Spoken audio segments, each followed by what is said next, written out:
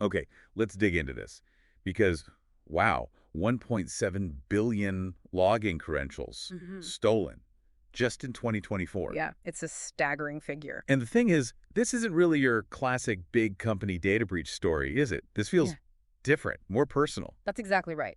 And the way they're being stolen is the crucial part here. We can sort of forget the massive server hacks for a moment. Okay. Because today we're looking at a really sharp piece from FinCrime Intelligence. This was published May 9th, 2025, and it's all about the huge rise in something called Infostealer malware. Infostealer malware. Okay, well, it sounds bad. For you listening, what exactly is this stuff? Why should you be worried? Well, think of them like tiny digital spies, but instead of hitting a central vault, they're designed to sneak onto your individual computer, your phone. Right, directly onto my device. Exactly. Their whole job is just to quietly siphon off sensitive info. We're talking usernames, passwords, browser data, basically grabbing it away from under your nose. So less like a bank heist, more like millions of digital pickpockets working the crowd. That's a good way to put it. And FinCrime Intelligence says this is just exploding.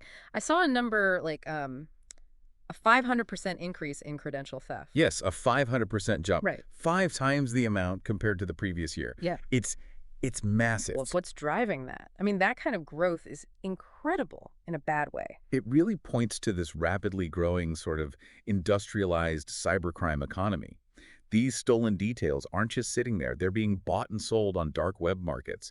They're actively used. So there's a whole marketplace for our stolen logins. Great. Uh-huh.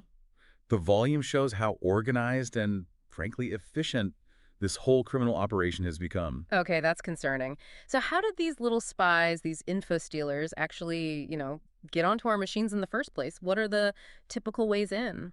The article points out a few really common methods. Phishing emails are still a big one. You know, those fake messages trying to trick you. Click here, download this. Yeah. Right. Then you've got malicious browser extensions, those little add-ons you might install for convenience. Yeah. Some are bad news. And also fake software installers or cracked applications. You try to get some paid software for free. And you get more than you bargained for. Exactly. You get malware instead. Makes you really pause before clicking anything, doesn't it? Okay, so let's say one slips through. It's on your device. Hmm? What exactly is it looking for? It's more than just my, say, social media login, right? Oh, absolutely. They cast a really wide net, obviously usernames and passwords for all sorts of sites, but also your browser cookies. Cookies. Why cookies? Because cookies often store your logged in state for websites, so an attacker might not even need your password initially. They can just use the cookie to access your account. Ah, okay. Sneaky. What else? Email logins, definitely. Crypto wallet keys, that's a big target now. And something called session tokens. Session tokens. Keep hearing about those. Yeah, also digital wallet info, FTP credentials if you manage websites, cloud service logins, autofill data from your browser. Like saved addresses and credit cards? Potentially, yes. And passwords saved directly in the browser, plus sometimes even scanning local files for sensitive info. Pretty much anything valuable. Okay, you mentioned session tokens. You said that's key. Why are those so important to attackers? Right. This is where it gets particularly worrying, especially with multi-factor authentication, MFA. Yeah, that second code you get on your phone, I use that everywhere. Which is great. But here's the problem.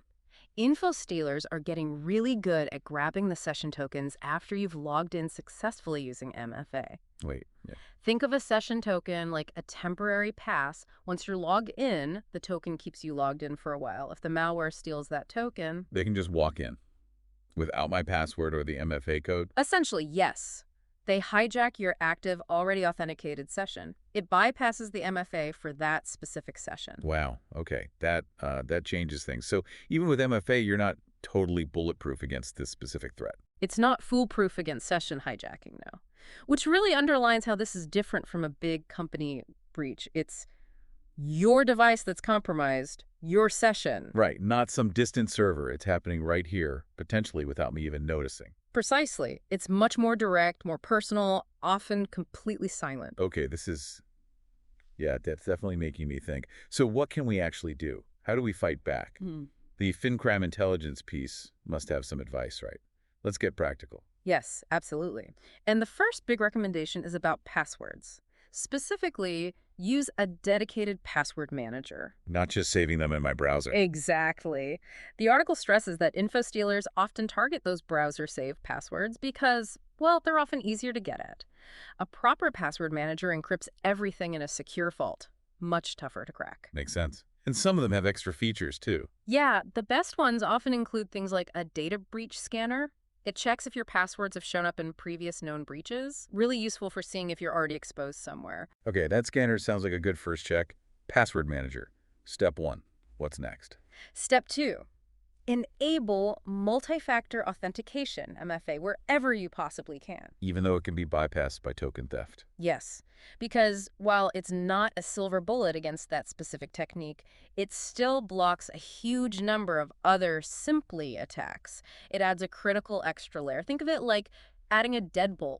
Even if someone might pick the first lock, it still makes it harder. Okay, fair point. Multiple layers are better. What about preventing the malware getting on the device in the first place? Downloads and clicks. Crucial.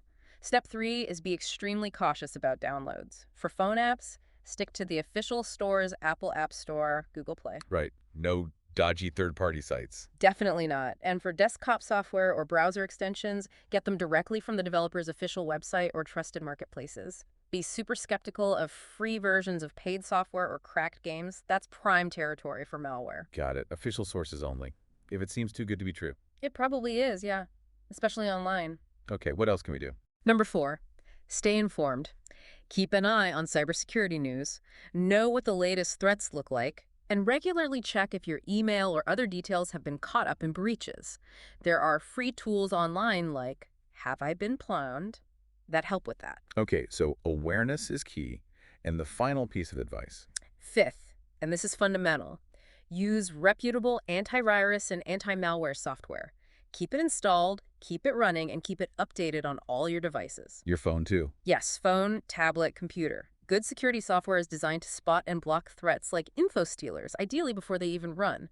Updates are critical so it recognizes the newest malware strains. Okay, so let's quickly recap those. Use a password manager, turn on MFA everywhere, be super careful with downloads, stay informed, and run good, updated security software. Seems like solid advice. They're all actionable steps anyone can take. Now, going back to the bigger picture, FinCrime intelligence linked these 1.7 billion stolen credentials to this evolving industrialized cybercrime economy. What does that really mean? It means the whole operation is becoming more like a business. The tools to launch these Infostealer attacks are getting cheaper, easier to find on the dark web. So more people can get into the game. Exactly. The barrier to entry is lower, which leads to this massive scale we're seeing. And again, the impact isn't just theoretical, it's hitting individuals directly. Yeah, it really drives it home. The article basically ends by asking you, the listener, a question, doesn't it? It does. It asks, have you ever saved a password in your browser? Downloaded an app from somewhere unofficial? Clicked a link in an email you weren't sure about? Because if the answer is yes, Then your credentials might already be out there, compromised. it's a sobering thought, isn't it? It is. But it's necessary. This isn't some far-off problem. It's right here, right now, affecting potentially all of us. So wrapping up this deep dive, the clear message from the FinCrime Intelligence Report is, Infostealer malware is a serious personal threat. It's not like the old breaches, and we need to step up our personal security game. Absolutely. And remember those 5 key actions. Password manager, MFA, cautious downloading, staying informed, and using good security software. Implementing these won't make you invincible, nothing can, but it significantly reduces your risk. Definitely steps worth taking. And maybe a final thought to leave you with. If 1.7 billion credentials can leak out mostly through these individual infections without huge company breaches making headlines every week, well, what other, maybe more subtle ways is our digital information leaking out right now? And as everything becomes more connected, what's our responsibility, yours and mine, in actually securing this digital life we're building? Something to ponder.